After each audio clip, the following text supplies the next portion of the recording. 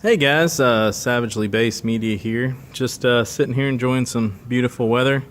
I'm at a park and I've got some friends with me, and my daughter's here playing in the park. Hadn't been paying too much attention to the news or anything. I did see where Donald Trump is saying that we need to restock and boost our nukes, and I think Putin kind of said the same thing to Russia too. Another buildup of nukes, which can't really complain too much about. It's going to cost the taxpayers more, of course, but all in all, they're no different than any other weapon. That we use. I would never say, oh, we shouldn't have a full auto SBR suppressed weapon. That should be as freely as you can go buy a simple handgun, semi handgun, or semi-rifle or anything like that. I would never take that away from anybody, the right to self-defense, and that's mainly what nukes are. They just make sure nobody messes with you. Pretty much same reason that you'd open carry a weapon on your hip. Nobody's going to mess with you.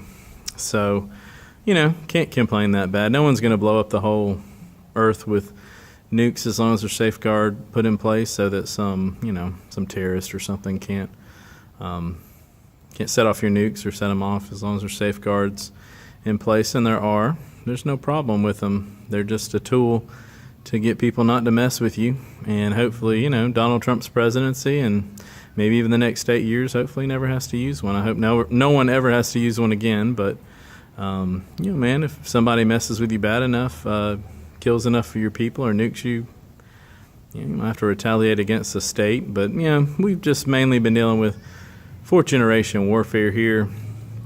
9/11, shootings at malls, shootings at clubs, ISIS, all that kind of stuff. It's been pretty fourth generation warfare here. There are no safe zones, that kind of thing. I don't even know if someone backpacking in a little backpack nuke or something like that is even that big of a threat today with our technology. And I'm sure they have at every entry point, and I'm sure almost every other satellites probably that can pick up nuclear radiation. We probably have technology we don't even know about national security. So, it's not a big threat. I'm not panicking about somebody setting off a little baby nuke or even a dirty bomb for that fact. I don't really see it being that big of a threat. We've got detection. They'll probably catch them before they ever reach their target, would be my guess. Unless it was some other kind of situation. But, I can't complain too bad with that. Putin is just doing what he thinks is best for his country, and Donald Trump's doing what he thinks is best for his. No problem at all. I just want us to remain peaceful. I'm kind of with Putin and really Trump on this too. I just want to remain peaceful. I don't want World War III. I don't know what the CIA's planning on doing, and I don't know what Obama and Hillary are planning on doing, and George Soros and other globalists. I have no idea what they're planning on doing, but let's not have World War III. Let's try and remain peaceful. Let's just try and trade with each other and make money off each other and buy and sell things, and let's just try and remain peaceful and have all happy lives, and let's let capitalists and stuff here in America make some money. I've got no problem with Russia. They're really not even that much different than we are. They're a little bit more. Russia's a little more brutal than we are. Like when they want to take out a journalist, they just put steel to the back of his head, put him on his knees and put steel on the back of his head and shoot him. We usually have other methods. We also do things more covertly. I think they kind of do things more overtly. CIA's, tries to at least do a little more covertly. But let's just try and keep the peace. We don't need World War III. We don't need another war. I'm already against the next war that we do create. I think it's hilarious that I think now the tally is that Obama won a Nobel Peace Prize and he's bombed 7 countries now. Just unbelievable. I think the guy that helped give it to him said he regretted it, and maybe he was drinking or something when he made the decision. Just a terrible decision to give him a Nobel Peace Prize. He accidentally or whatever bombed a hospital full of doctors that were cross-border doctors just trying to help people out in war-torn countries and stuff. So they're an international organization. And and he was one of the guys killed was a Nobel Peace Prize winner. So I think it's the only time that a Nobel Peace Prize winner had actually killed another Nobel Peace Prize, especially in a bombing. How funny is that? It's ironic, but it is what it is. But we're having a great time here. It's a beautiful day. The sun's going down. Absolutely gorgeous here. Beautiful place. I'm really loving it a lot.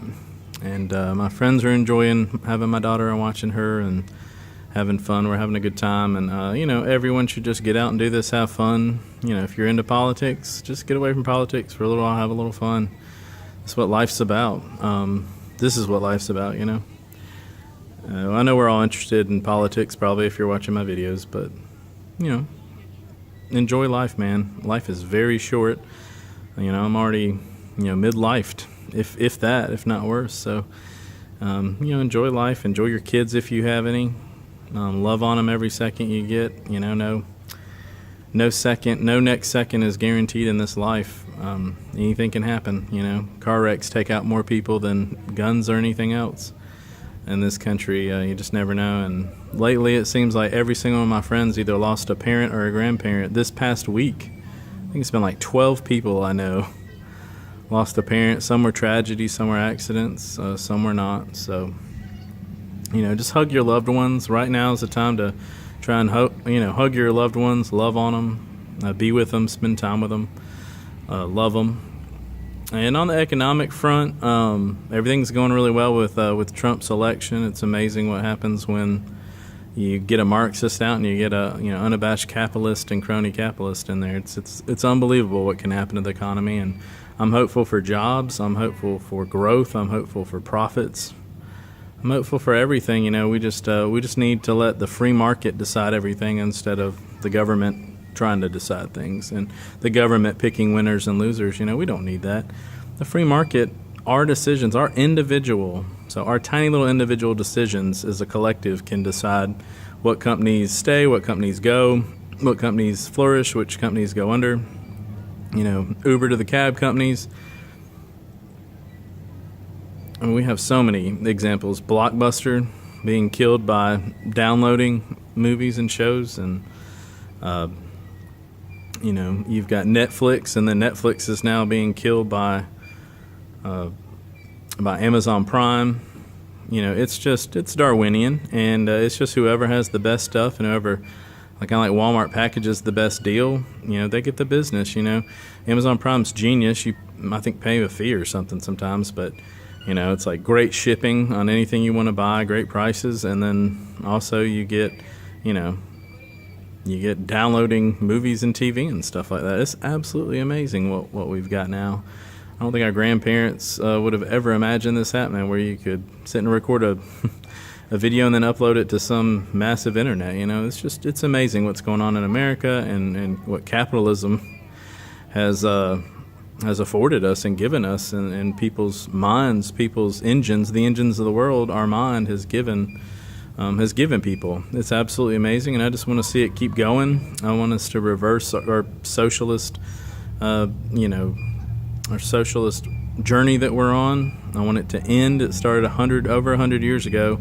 Woodrow Wilson and FDR, the progressives, and it didn't help when we reinstated a central bank, the Federal Reserve. It didn't help any. There's nothing wrong, and Andrew Jackson had to kill it once before. There's nothing wrong with not having a central bank, and there's nothing wrong with not having Keynesian economics. Hayek was right on all logical fronts. Keynesian needs more Keynesian just to live and function and breathe, and you have to create debt just to create the money supply. It's terrible. It's absolutely terrible.